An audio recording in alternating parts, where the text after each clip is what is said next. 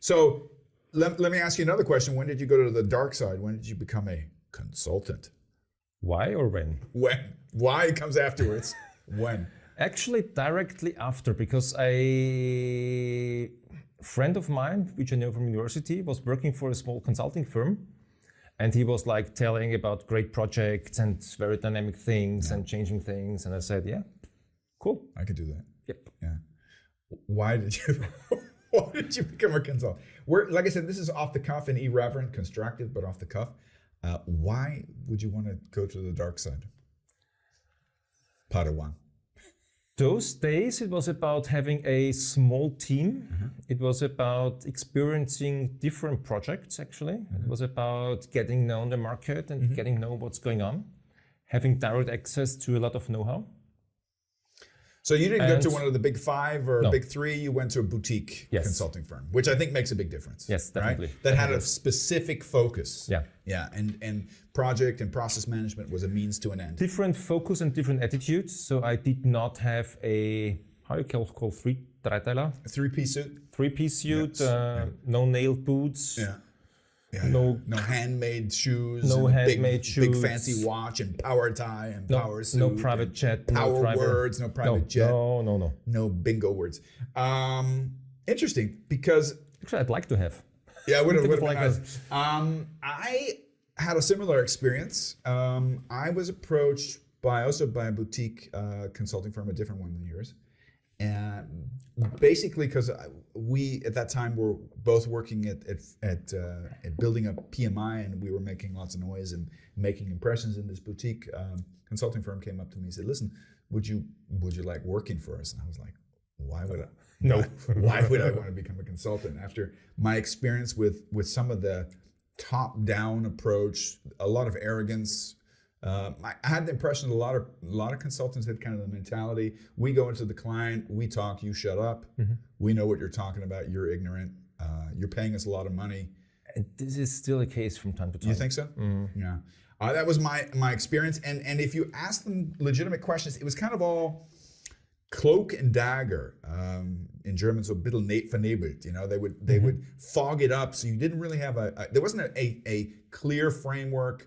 It was all kind of hyped, you know, it was ominous and impressive, but you didn't really have much of a and I don't really think that a lot of people that are working for those companies actually knew what, you know, they would go every couple months, they would go to an internal academy where they would come back and they would have 10 new Excel sheets with some weird name or code letter. And very often they became someone important on customer side. So that's like I think that's one of the strategies actually, to have a great consultant, then he or she goes to the company, to the customer, then of course you have to hire them again, so it's like a perpetuum mobile. A perpetual cycle, something. Yeah. I will say this, the one, I've worked with at least 3 of the big 5.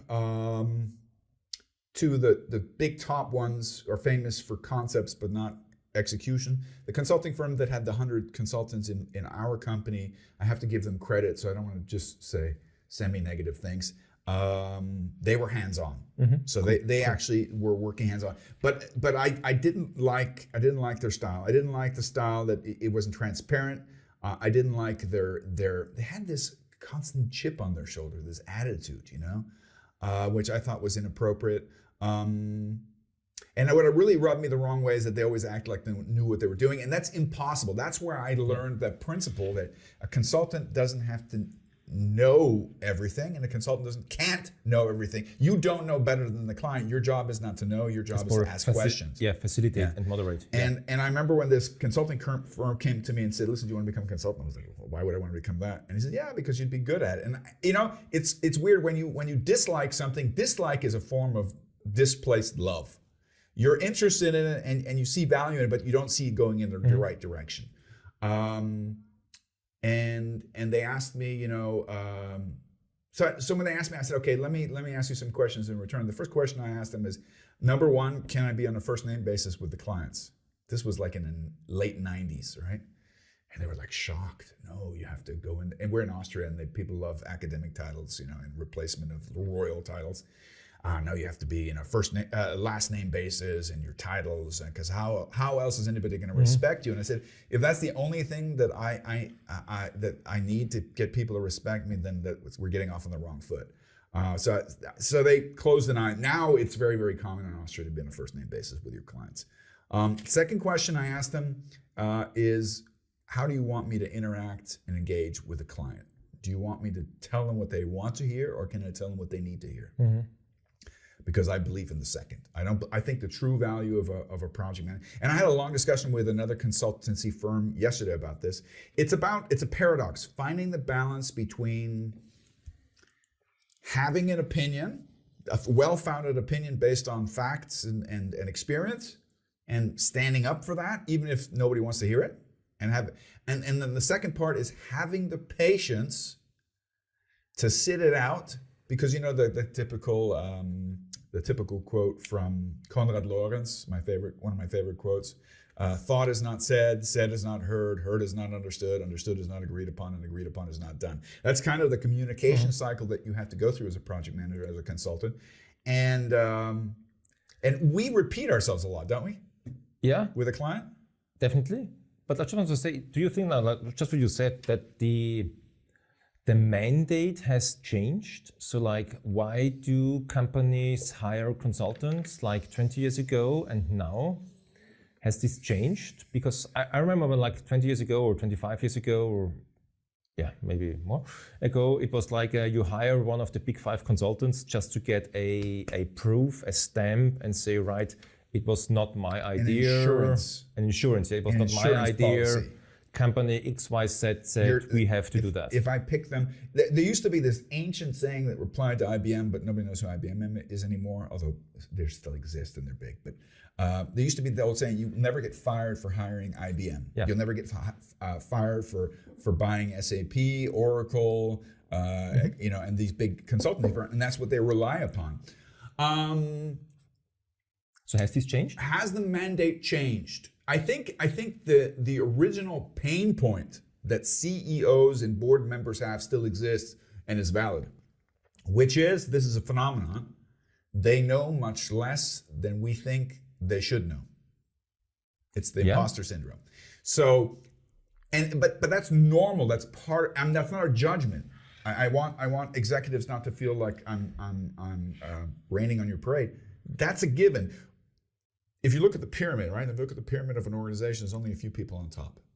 But they have to be all-powerful and all-knowing, which is impossible, because this is the pyramid. Do they really need to know everything? No, because this is the scope of what they need to know for a corporation to operate, and there's a huge gap between what they don't know and what they do know. So let's get back to the consulting. I think why people look to consulting firms this is why I would do it. Number one, to get a second independent opinion. Number one.